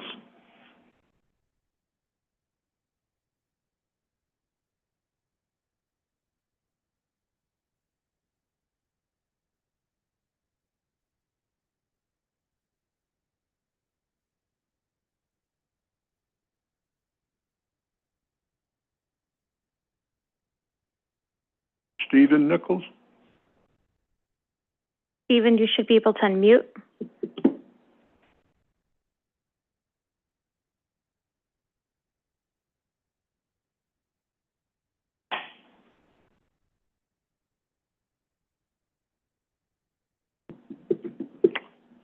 Stephen Nichols going once.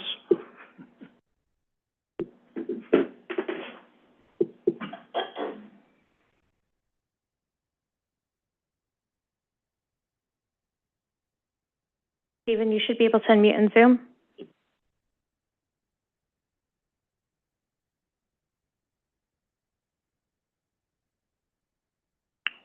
After Stephen Nichols is Sarah Pennenberg.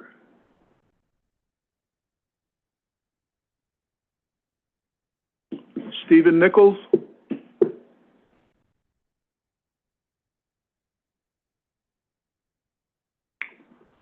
What do you think? think, Sarah? Stephen has actually accepted our promotion now, so should be able to unmute again.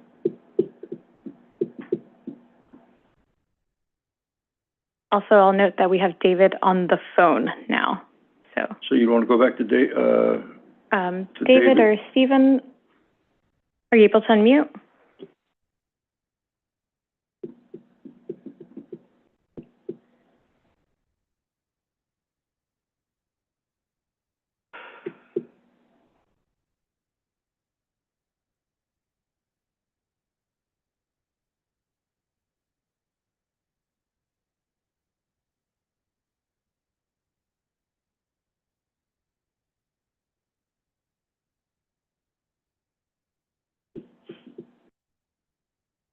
David, if you push *6 on Zoom on the phone, you should be able to unmute via phone.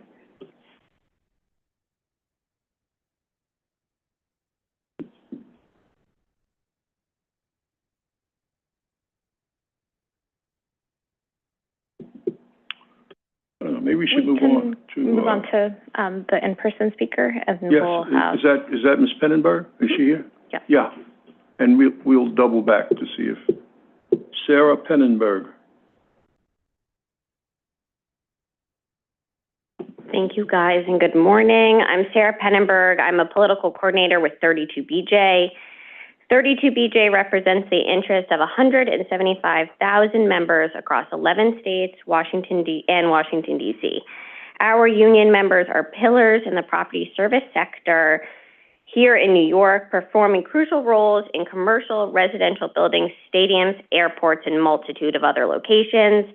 Our diverse membership shares the common goal to elevate employment standards throughout our industry. On this project, 32BJ has gained a credible commitment with Freeland Properties and the Chapman Group, considering the creation of good and permanent jobs at this address on 94th Street. These are jobs that adhere to prevailing wage and benefit standards that 32BJ members have worked tirelessly to establish and uphold in our industry. 32BJ and myself strongly urges you to lend your support to this project. It's a remarkable opportunity to support a building that would supply good service jobs on the Upper East Side. Thank you guys for your time. Thank you, Ms. Pennenberg. Questions? Thank you. Thanks. Should we double back to Mr. Chubak and Mr. Nichols, see if either of them? Yes. David Chubak, you should be able to unmute your microphone. And let me just say, we're getting near the end of our speaking list with regard to this public hearing. So if you have not registered to speak, but have decided during the course of this hearing that you would like to, now is the time to register. You can find instructions on how to register, whether in person or online or via phone at www.nyc.gov/NYCE-engage. I'm gonna try calling David again.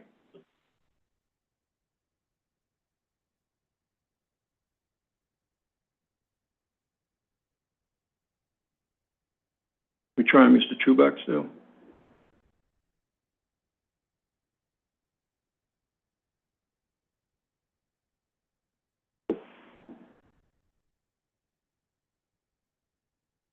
Okay, it appears David has joined by phone. David, you should be able to push *6 in Zoom to unmute your phone.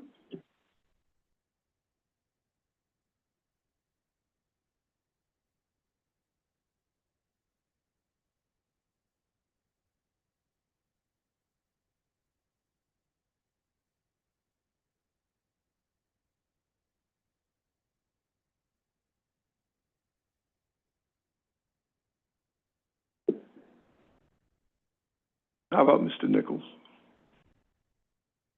Stephen, it looks like you just unmuted your microphone. Do you want to try your audio?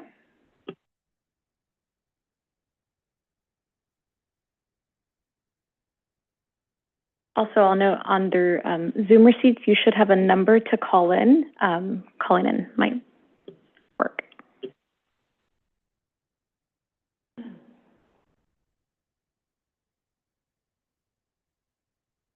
We could probably proceed with our next in-person speaker, and we'll Yeah. give them a second to join. All righty, that would be Brian Logan.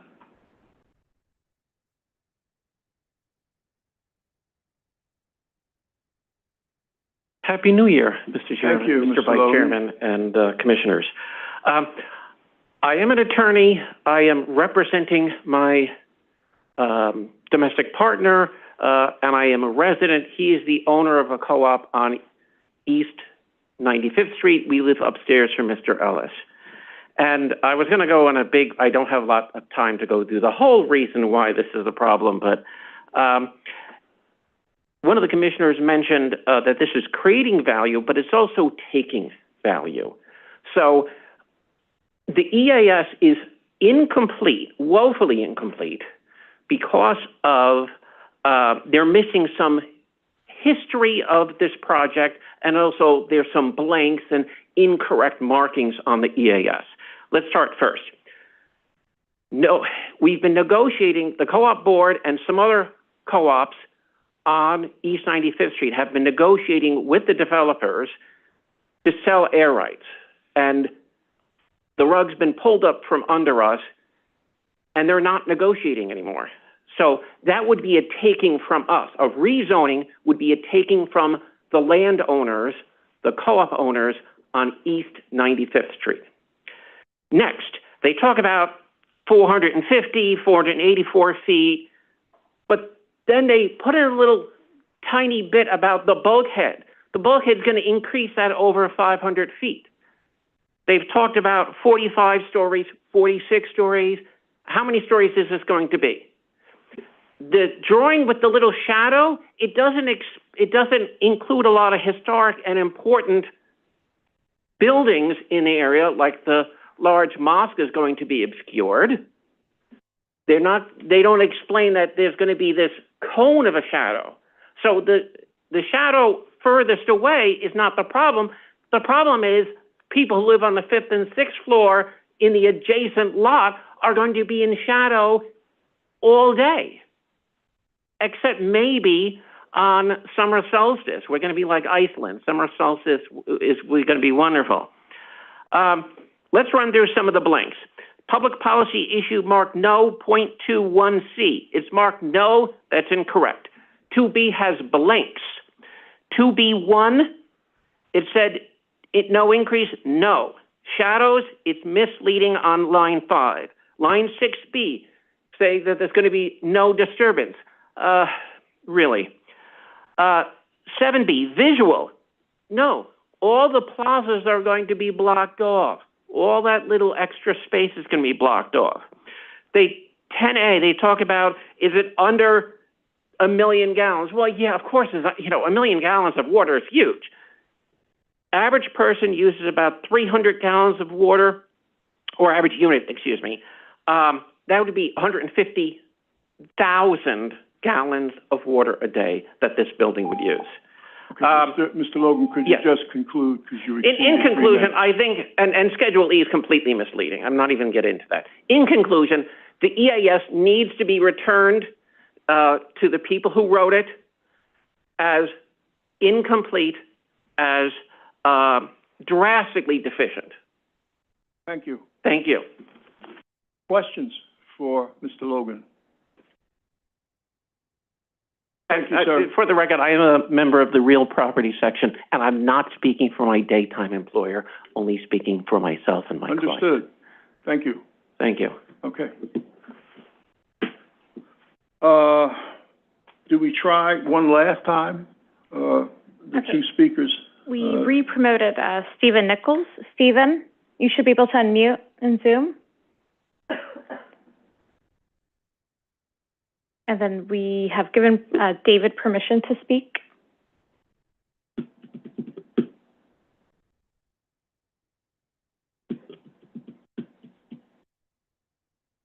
Nothing.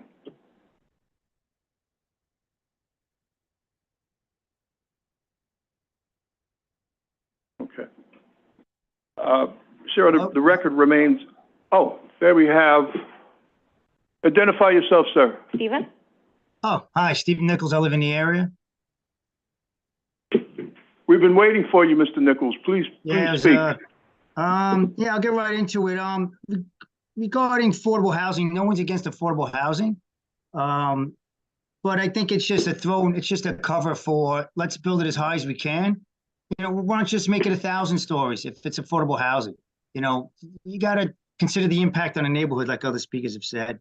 And, this neighborhood lost a park about 10 years ago. We were promised that there was going to stay a park. And then at the last minute, it seemed like it was changed. And at the very, at the 11th hour, which was, it was basically a lie. And it makes you think that the Upper East Side is up for sale. And you don't see these discussions going on the Upper East Side, like I said earlier in another meeting. And in the Village, it's hands off. But on the Upper East Side, it's, you got money, you got a developer, and let's work with, let's get it done. And it doesn't seem like, especially when the borough president steamrolls over the Community Board 8's meeting with recommendations that were made, and doesn't even consider them and just greenlights the project. And everybody, like, why even bother going to the meeting if he's just going to turn around and, step on everything that we just said and made recommendations for. No one starts building and says, let's do it for affordable housing, but they just kind of mix it in. And it's, like I said earlier, it's a cover for, development and the impact on a neighborhood, especially by people that don't even live in a neighborhood. When they say, oh, we think it's nice.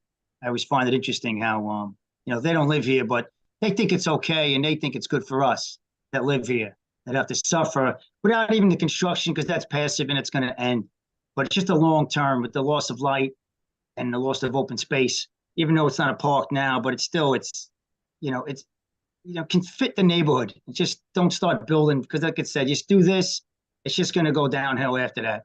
And also want to point out that they were told in the last meeting about the proposed building on 2nd and 97th, how it's proposed, but they keep it in the renderings just to show that it's relative to the effect of this building, how much it's not as high when it does stand out. You got to take that building out in future meetings, because it's just not the right thing to do. It's underhanded.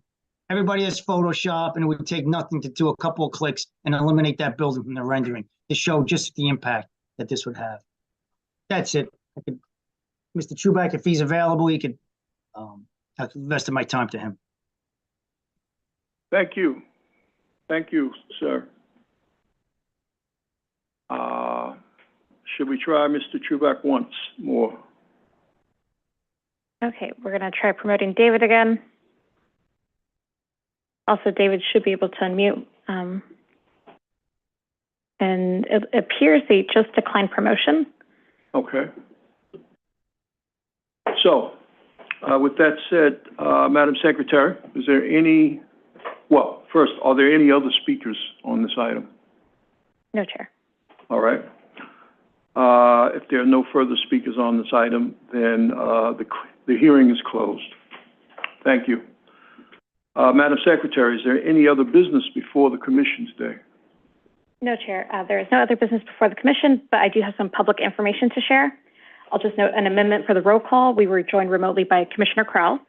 Also, for those of you who are unable to or did not wish to testify, you can submit written testimony online by selecting this hearing on the upcoming meetings page of the NYC Engage portal, through DCP's website, or by mailing your comments to City Planning Commission, Calendar Information Office, 120 Broadway, 31st floor, New York, New York, 10271.